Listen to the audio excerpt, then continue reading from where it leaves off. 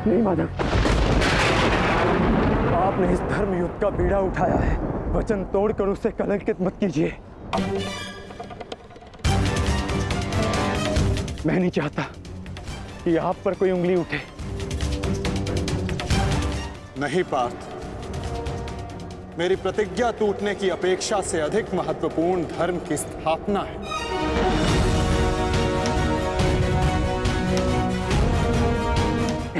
नहीं माधव, नहीं।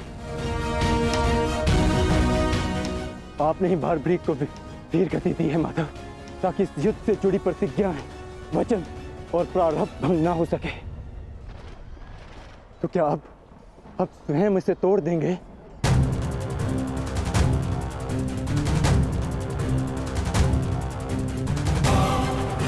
आप मुझे एक अवसर और दीजिए माधव।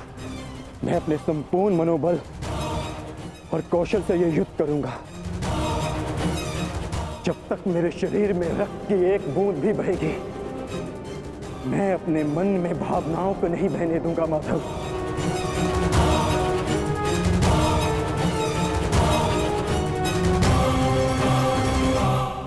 मैं पितामह का अंत करूंगा, अंत करूंगा, अंत करूंगा, अंत करूंगा।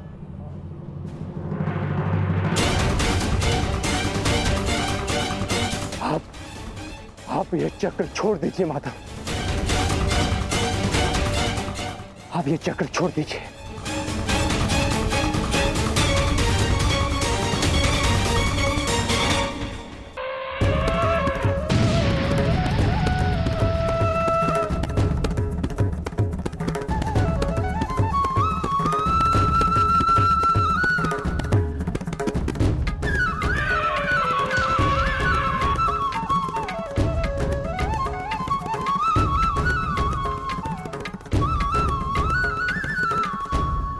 उठो पार्थ।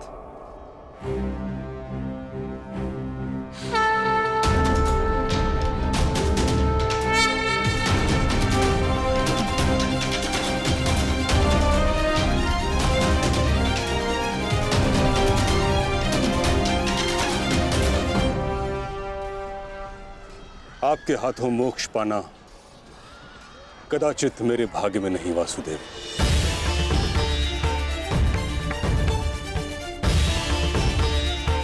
नहीं गंगा पुत्र, आपका वध करना मेरा प्रारब्ध ही नहीं था, अर्जुन का प्रारब्ध है। और मैंने ये चक्र संधान केवल इसलिए किया ताकि मैं अर्जुन को दिखा सकूं कि आपका भी वध करना असंभव नहीं।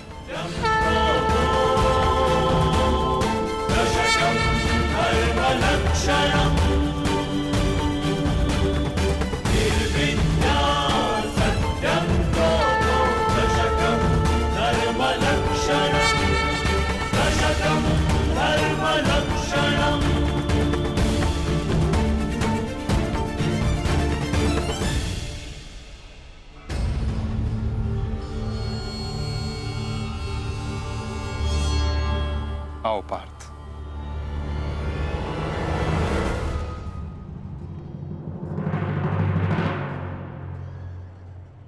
पुत्र अर्जुन, युद्ध आरंभ करें। मैं सज्ज हूं पितामह।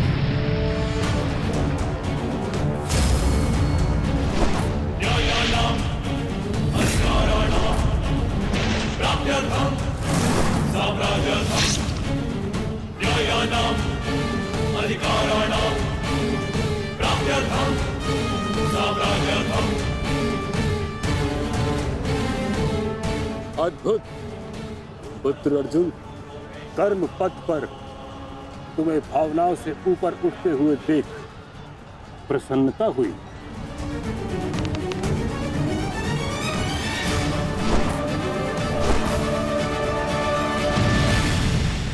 जब तक महामहिम के हाथ में शस्त्र हैं,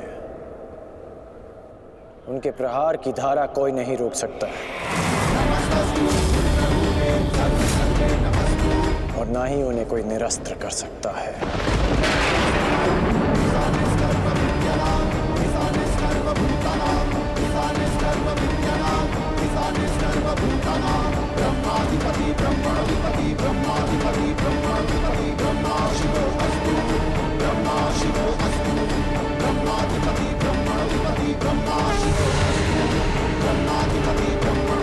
तुम्हारी तपस्या सफल हो गई बालिका।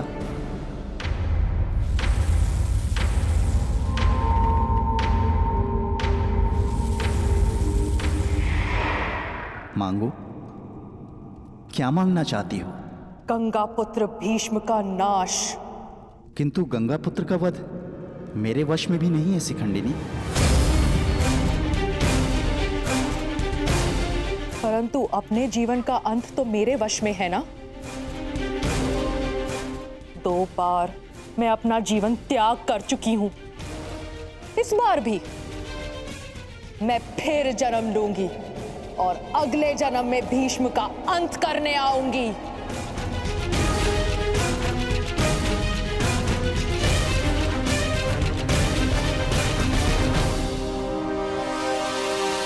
रुको बालिका, तुमने इतनी कठोर तपस्या की है, हमें बताओ तुम्हारी समस्या क्या है? समस्या ये है यक्षराज कि मैं भीष्म का वध अपने हाथों से करना चाहती हूँ, किंतु मैं स्त्री हूं, इसलिए उस पाखंडी ने मुझे युद्ध में सम्मिलित होने से रोक दिया। मैं तुम्हें भीष्म की मृत्यु का वरदान तो नहीं दे सकता, किंतु कुछ ऐसा अवश्य कर सकता हूं जिससे तुम अपना लक्ष्य पा सको, किंतु एक बंधन रहेगा। मेरे लिए केवल भीष्म की मृत्यु महत्व रखती है और कुछ नहीं। हाँ कहने से पूर्व मेरी पूरी बात सुनो बालिका, उसके पश्चात निर्णय लेना।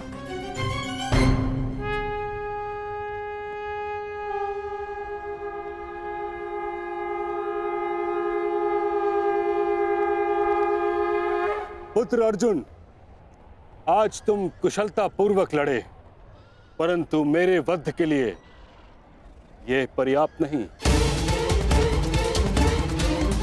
हाँ, क्योंकि महामहिम के पास तुम सबके नाश के लिए पर्याप्त अस्त्र है धनुर्धारी अर्जुन।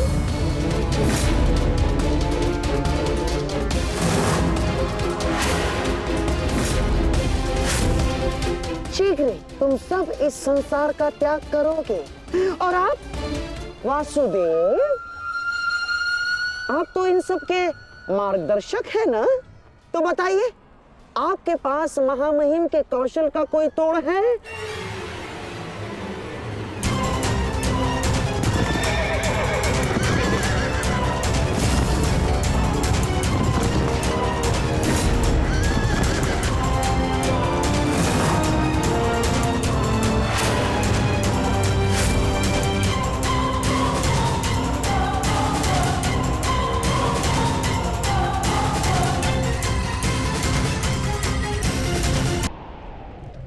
आज मैंने पूरे सामर्थ्य से पितामह का सामना किया, परंतु उन्हें परास्त करने में असफल रहा।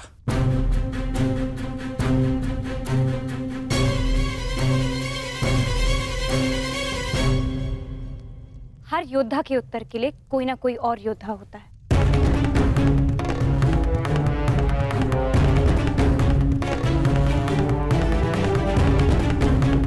केशव, आप ही तो कहते हैं ना कि कभी कभी भाग्य स्वयं चलकर हमारे पास आता है, किंतु शिखंडिनी अब तक क्यों नहीं आई? उसे इतना समय क्यों लग रहा है केशव?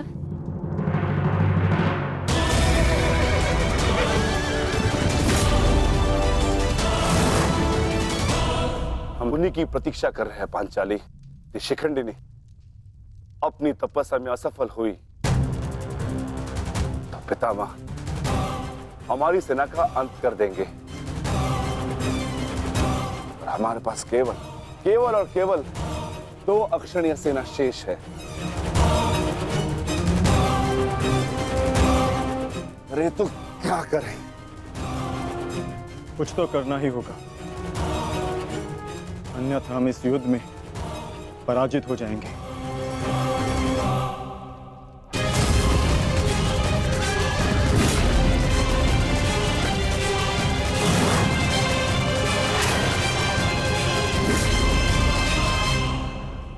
से विजय हमारी हुई, आज फिर से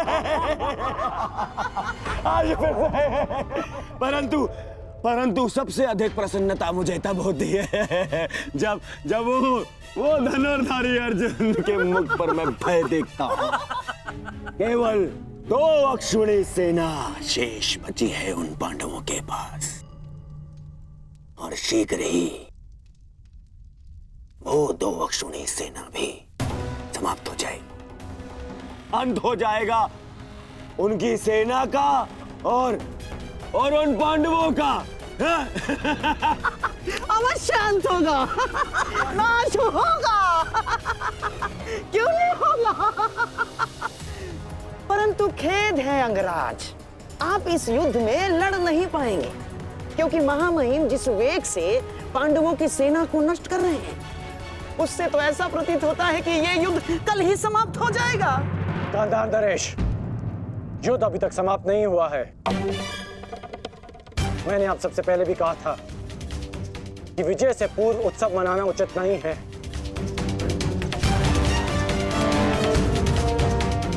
हो सकता है कि कल पांडवों को महामहिम के प्रहार की ढाल मिल जाए।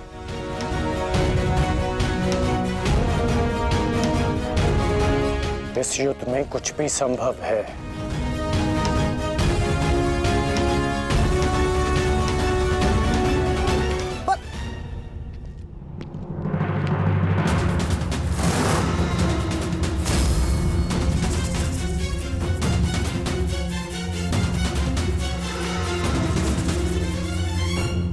कौन हो तुम?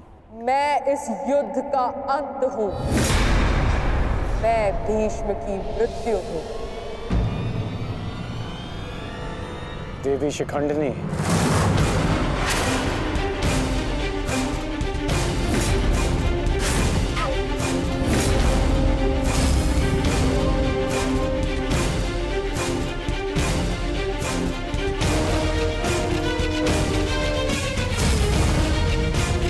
देवी नहीं, देव। स्त्री नहीं, पुरुष। शिखंडिनी नहीं।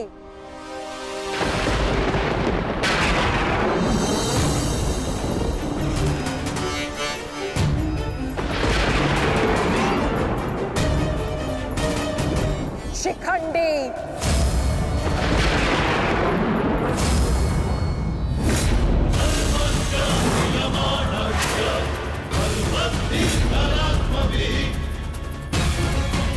ये मैं हूं, और कल मेरे उस वचन की पूर्ति होगी जो मैंने पांचाल युद्ध में तुम्हें दिया था अंगराज।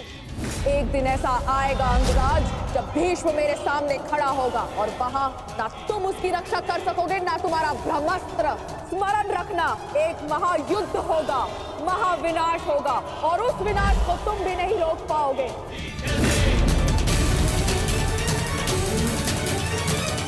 बधाई हो, कल से तुम इस युद्ध में प्रवेश करोगे। कल कुरुक्षेत्र एक योद्धा को विदा करेगा और दूसरे योद्धा का स्वागत।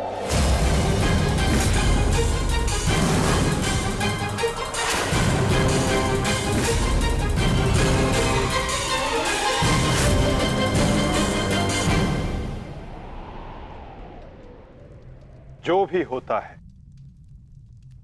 केवल समय के अनुसार होता है,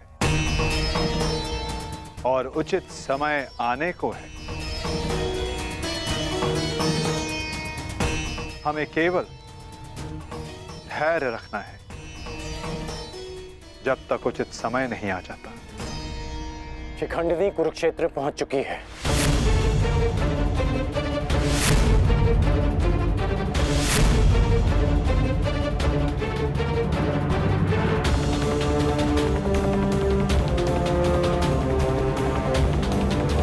शिखंडिनी के आगमन में आपकी संभावित मृत्यु छिपी है, फिर भी आप मुस्कुरा रहे हैं।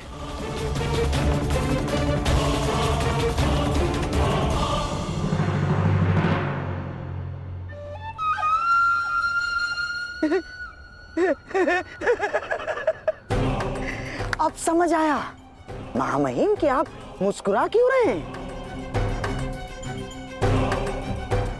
युद्ध के नियमानुसार शिखंडिनी युद्ध में भाग ले ही नहीं सकती, क्योंकि वो एक स्त्री है। नहीं, वो स्त्री नहीं पुरुष है। शिखंडिनी नहीं, शिखंडी है। वो स्त्री से पुरुष में परिवर्तित हो चुकी है और कल वो युद्ध में प्रस्तुत होगा और उसका एक ही उद्देश्य है, मां महिम का वध।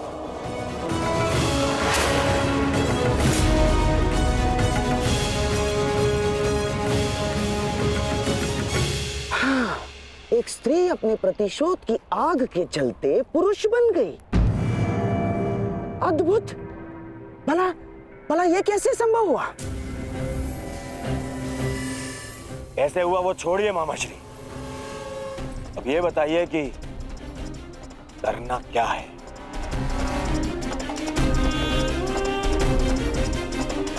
चिंता ना करो मेरे होने वाले सम्राट। तुम्हारा ये मामा इसका भी कोई ना कोई उपाय अवश्य ढूंढ लेगा।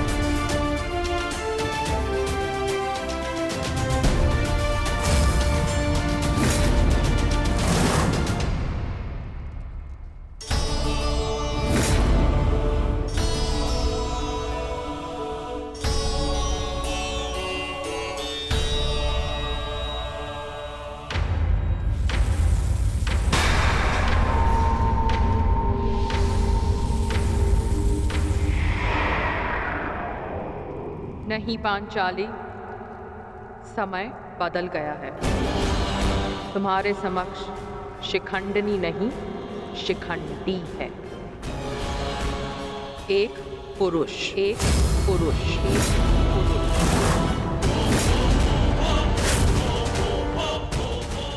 और तुम्हें पर पुरुष का स्पर्श करने की अनुमति नहीं है।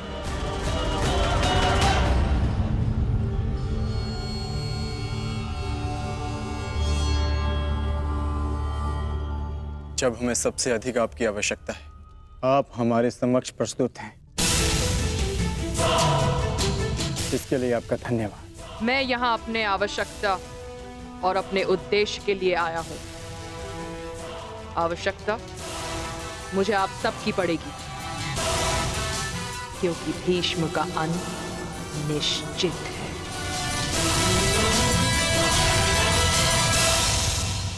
ये मेरा वचन है, हम आपका पूर्ण रूप से समर्थन करेंगे, फिर चाहे कुछ भी हो जाए। युद्ध भूमि में हम आपके साथ खड़े रहेंगे और अंत तक युद्ध करेंगे। हमें ये कार्य कल ही संपन्न करना होगा, क्योंकि मेरे पास मेरे जीवन का लक्ष्य पूर्ण करने के लिए केवल एक ही दिन है।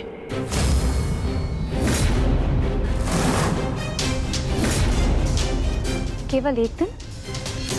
परंतु क्यों? तुम्हारी समस्या ये है कि तुम एक स्त्री हो, जिस कारण तुम भीष्म से द्वंद्व नहीं कर सकती। मैं तुम्हें पुरुष बनने का वरदान देता हूं, ताकि तुम भीष्म को परास्त कर सको। किंतु स्मरण रहे कि ये वरदान केवल 8 प्रहर अर्थात 1 दिन के लिए रहेगा। हमारे शत्रुओं को इसका भान नहीं होना चाहिए कि शिखंडिनी केवल 1 दिन के लिए पुरुष है।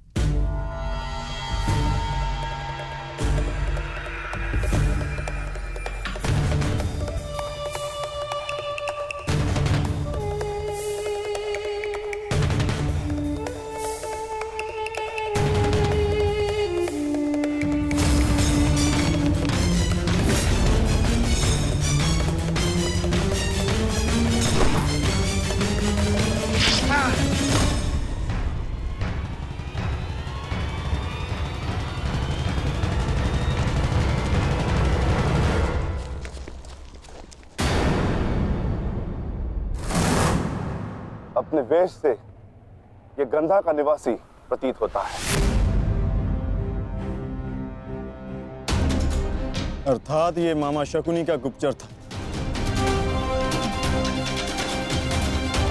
सौभाग्य ये कि यहां से जीवित नहीं जा सका। किंतु इस गुप्तचर का संदेश शत्रु तक पहुंच चुका है पार्थ।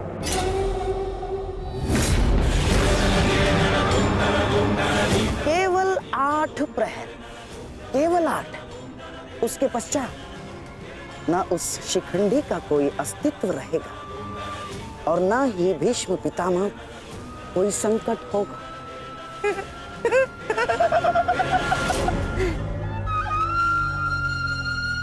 क्या होगा यदि तुम्हारे पितामह कल युद्ध भूमि में प्रस्तुत ही ना हो तो? उत्तम विचार मामाश्री।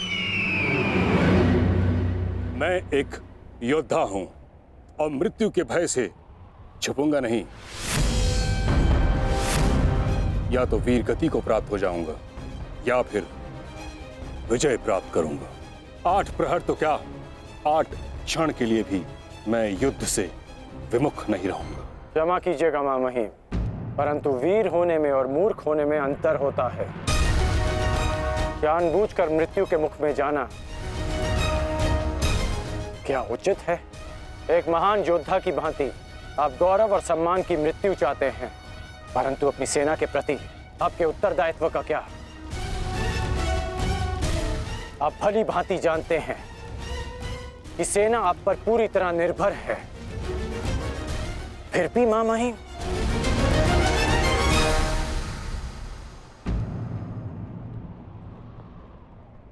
अंगराज ठीक कह रहे हैं पितामह।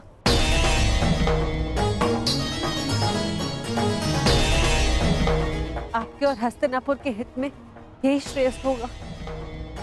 कल आप युद्ध में सम्मिलित ना हो। कुंती पुत्री, ये जानते हुए भी कि तुम हस्तिनापुर में अपने शत्रुओं से घिरी हुई हो, तुमने यहां रहने का निर्णय क्यों लिया?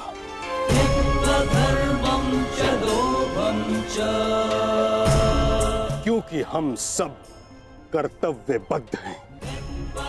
मैं भी अपने कर्तव्य का पालन कर रहा हूं। यह मेरा अंतिम निर्णय है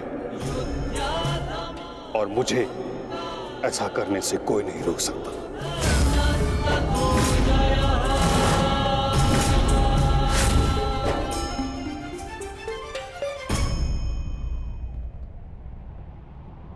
मित्र, चाहे कुछ भी हो जाए, कल तुम्हें पितामह की रक्षा करनी होगी। हम अवश्य पितामह की रक्षा करेंगे, किंतु इससे पूर्व ये अधिक महत्वपूर्ण है अंगराज, हमारी समस्या का अंत होना। हमें समय मिलते ही शिखंडी का वध करना होगा। उसके पश्चात हमें इस युद्ध में विजय पाने से कोई नहीं रोक सकता।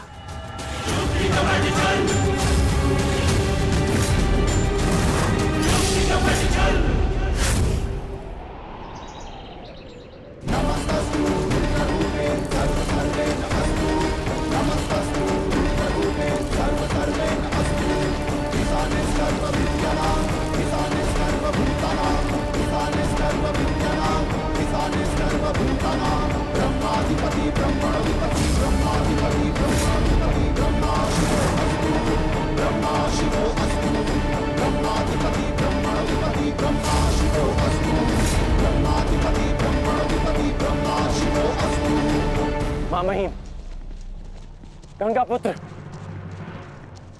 आप ऐसा क्यों कर रहे हैं? मैं केवल अपने धर्म का पालन कर रहा हूं। मैंने सदैव यही किया है। युद्ध भूमि में पूर्ण सहयोग दूंगा और यदि इस युद्ध भूमि में मेरा अंत हो गया तो मुझे इस बात का गर्व होगा कि एक योद्धा का अंत रणभूमि में होगा। मैं आपसे विनती करता हूं, रुक जाइए। ऐसा मत कीजिए मां महिम। आप इसका परिणाम जानते हैं। रुक जाइए मां महिम। आपको वचन देने के कारण मैं 9 दिनों तक रणभूमि से दूर रहा, क्योंकि मुझे लगता था कि आप जो भी निर्णय लेंगे वो हस्तिनापुर और हमारी सेना के हित में होगा। विश्वास था कि आपके होते हुए हम ये युद्ध नहीं हार सकते। फिर क्यों आप ऐसा कर रहे हैं? एक कौरव भरे अंत के लिए आप पूरी कौरव सेना का संहार नहीं कर सकते। क्या इसलिए आपने सूत पुत्र को युद्ध भूमि से दूर रखा? यदि तुम्हें ऐसा लगता है तो ठीक है। सूत पुत्र कर्ण, धर्मो रक्षति रक्षितः, तस्मात् धर्मो न